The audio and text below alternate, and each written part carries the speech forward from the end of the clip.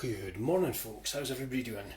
Welcome to our cooking class online, obviously. I'm Steve Murison, one of the education coordinators of Reach Out, the WEA project in Aberdeen, and today we are cooking some savoury rice. Now this is a really straight ahead recipe, and the beauty of it is you can add anything you want. So any veg you've got in your cupboard you're not sure of, you possibly want to use, and you want to make a kind of cheap meal that will go a long way, you can throw the veg in. I have just picked the stuff out of my fridge that I've got lying about.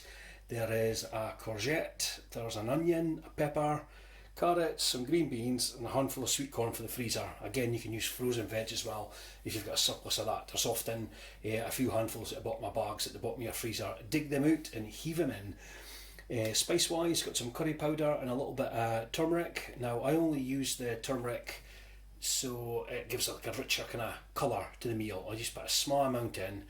The curry powder gives the bulk of the flavour for this. If you don't like curry powder, you can add any sort of spices or herbs that you want. Rice wise, long grain rice works best. A cheap bag, I think that one cost about 50p or something. We only need a quarter of it and it cooks really quick as well. Watch if you're selecting like a brown rice or I forgot all the different rices now, but some rices take up to half an hour to cook. You're wanting a rice that will boil a lot quicker. Long grain rice cooks in about maybe 10-12 minutes usually, and that just makes the meal kind of a lot simpler to put together. Material wise, we've got our good old deep pan. You can use any kind of pan you want, but this is my trusty old favourite. Some sort of stirring utensil. I've got my good old spatula and measuring jug for our water, and I can't forget a stock cube, good old veggie stock cube. Beyond that, I think that's it really. It's on to cooking. So after the jump we'll do a little bit of vegetable prep and we'll get cooking. Cheers folks. Welcome back. So the wonders of modern technology, we have the pan on just behind me with some oil at a medium setting. Now I would show you, but I've set this up bonny for chopping the veg, so you'll have to trust me, and when I put the veg in, I will flip the camera around and you'll get a proper look at what's going on. But it really is as simple as it sounds. We're going to chop a veg and we're going to cook it down in the pan behind us. The kettle's just boiled as well, and we're going to use that to make up our vegetable stock. So, onion. This is how I do an onion. If you watched our last few cooking classes, you'll see this is my technique. Cut the onion in half, slice it, and then dice it. It gives you bonny little chunks of onion. Watch when you get to the end of the onion because it can get a bit slippy. There we go. It's half done. So, slice it, just like that. What do I do? And then a natural rings of onion lets you get a nice square dice. Look at that, one onion. Now, wait a week or so and put it into the pan. Always start with your onion when you're cooking veg doing, because your onion takes a little bit of time to soften, but that's what imparts all the nice sweet kind of flavour that it gives you. I normally start, after the onion, I start with the hardest veg first and work my way down for the art. So, we have carrots, and I have mislaid my... Nope, I cannot find my vegetable peeler, so I'm going to wash the carrots. Like that. And I'm just going to leave them because it's absolutely fine to have a carrot with the skin on. It's just nice and bony if you're doing a cooking video, is it?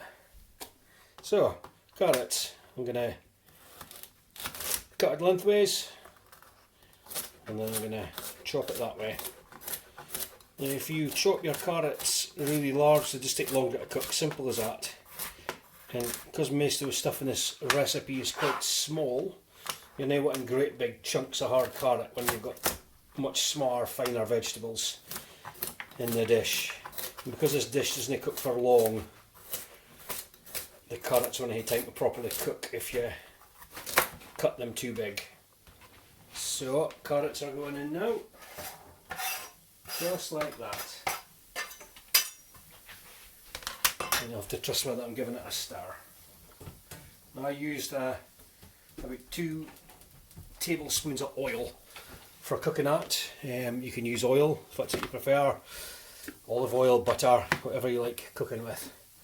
Now, courgette. Kind of boring on their own, but if you put them in a dish with a lot of flavour, the courgette will soak it up, and they're really fine, and they're also really healthy as well. They've a lot of good vitamins in them, which I can't quote to you right now, but trust me. Courgette, and they're cheap as well. You can buy a pack of 3 for about 60p. Now, courgette you can have a bit chunkier because it's such a soft veg. Now it's a courgette stirred in, and this is cooking away. Hopefully you can hear that simmering a little bit. Now, got some green beans. Now, I find these personally a bit of a hassle to cut the end off, but my wife will also be enjoying this dish. Can't stand the end of green beans, so I rather lazily line them up like that, chop the end off. Now I'm going to cut them a little bit smaller. Maybe around about that size. And that way when we're taking a spoonful of the meal, you're going to get one great big long bean amongst nothing that's neatly diced. Green beans going in. Here we go.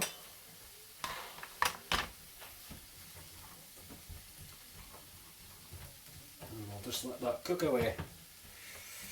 Now, I have looked at a green pepper, but you know what, I'm not going to put it in because green pepper can be a little bit sour tasting almost, and there's nothing much sweet in this dish. Well, there's the carrot and the sweetcorn, but they need to impart like a massive sweet flavour to it, and I'm worried that this is going to leave it a little bit sour. So green pepper, sorry, not today mate. But we do have the sweetcorn, which I placed out on the big chopping board because it looked nice, but logistically not the best place for it to be when I'm trying to put it into a frying pan. There we go, done though. So that's everything in, and I'm going to just flip the camera around so you get a nice view of everything sizzling away.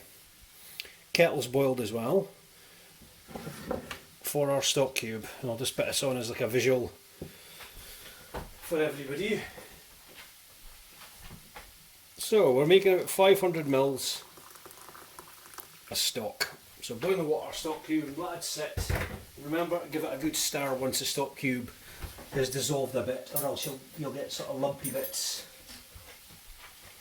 in your stock. And if a meal's not cooking long enough or you didn't stir it well enough, the final dish might have these weird little kind of jelly sort of chunks, kind of is the best way to describe them, with enough flavour to blow your head off.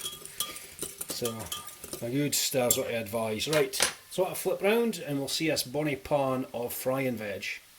Right folks, as promised, a bonny pan of frying veg. You can see it's on medium heat. This cooker goes up to 10, and we're just going to let this cook for about 10 minutes just to soften the veg, and then I will go over the next part, which is adding our rice and our spices, and then after that it just simmers away. Like I said, it's really easy. And remember, be creative with your veg. Whatever you've got is likely usable. If you're not sure, get in touch with us. Usual channels: phone, email, comment, Facebook page, and we will surely be able to help you. Now, I'm going to wait to have a cup of tea and let that sweat down a bit, and then after the jump we're going to get the rest of the meal put together. Right everybody, welcome back. That's been cooking away for about 10 minutes now, and we're going to add our spices. So this is good old curry powder. This is what gives it a bit of a kick, gives it a savoury flavour. So 1 heaped tablespoon, more or less, according to your taste, totally up to yourself. As I mentioned earlier, we've got turmeric, which is a fantastic staple of Indian cooking, and I love the colour it gives to a meal beyond the flavour. Now, that's too lumpy kind of bit. Well, you know what, we'll just stick with that. I put in about half a tablespoon of that. It gives it a really rich golden brown sort of colour. So put your spices in. So when you're cooking with any sort of spices, add them to your dish and keep them moving on a low heat for about a minute. And what it does is it cooks the rawness out of the spice, and it takes away the kind of any sort of sharpness it has. And it gives you a depth of flavour when you're cooking a meal with a few different spices in it, and you'll get sort of layers of flavour, if that makes sense, rather than just one big blast or something. That's why when you're cooking spices, you put them in at the start of a meal and near the end. You'll find if you made a curry, for instance, with no curry powder, cooked it till it was ready, and then added the powder right at the end, it would be really overpowering, one note, strong curry flavour. You wouldn't taste anything else that's in the dish. So, cook the rawness out of your spices. Here we go. I've got some funny spice stories to share next time I'm cooking something with chilli rat. I'll let you know. I've caused a lot of upset with chilli accidents over the years. But you can't go wrong with a tablespoon of curry powder, even if you like a milder flavour. And if you do overspice a bit, you can always put in like a spoon of honey, which will balance it out a little bit. Now, look at that. That's looking good already. So, next step, rice. So, about 200 grams. 200 grams of rice, roughly. A cup. Literally a cup, like a mug. Pour your rice in, just like that. Give it a stir. And then we're going to add our stock and just let it simmer. And that's it, folks. That's the dish done. Oh, I've lost a bit of onion here. Now, here comes the stock. So 500ml vegetable stock, just like that. Stir this in, and then this gives us an idea if we've got enough water. Once you add your water to a dish that's full of veg like this, you want to be able to stir through it so everything moves, because what will happen is once it heats, it will reduce down and thicken a little wee bit.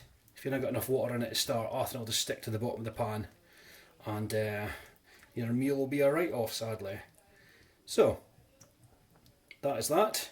I'm going to boost the heat up just till we get some bubbles, and then turn it down and put a lid on it and just let it simmer away for 15 to 20 minutes.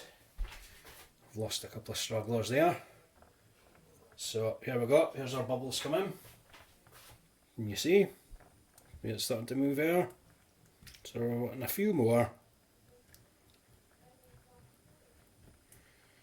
And it just looks like watery just now, but what will happen is the rice will cook and it will expand, it will soak up a lot of that water, and it will soak up all the flavour. And you have a delicious, slightly spicy, savoury dish. Now, can you hear that bubbles come in? Here we go. A few more. I'll be happy. It's a bit like watching paint dry, isn't it? Watching bubbles rise. There's maybe a sport in there somewhere, certainly for lockdown. Here we go, we got some bubbles. Right, so lid on. Turn it down. I'm going to put this down to medium heat again, so down to 5. What is it? Oh, it's at there. I was there all the time. 5. And that should cook it nicely. So I'm going to leave it on for 15 minutes. I'm going to give it a stir every 5 minutes or so to make sure it doesn't stick. And then after the jump, we should have a nice, fresh, cooked meal of savoury rice. Cheers, folks. Welcome back, folks. Everything going to plan. We should have a lovely pan of steaming hot savoury rice. Here we go. Look at that. That's cooked. I gave it a few stirs over at 15 minutes. It didn't stick to the bottom of the pan. There we go, look at that. If in doubt, just put a fork in the rice and give it a little taste. But yeah, that is cooked. Heat off. Pan off the heat. Put a lid on half just now till I'm ready to decant it. And we're done. Hope you enjoyed that simple recipe. Good luck with your own cooking adventure, and I'll see you all next week. Take care, folks.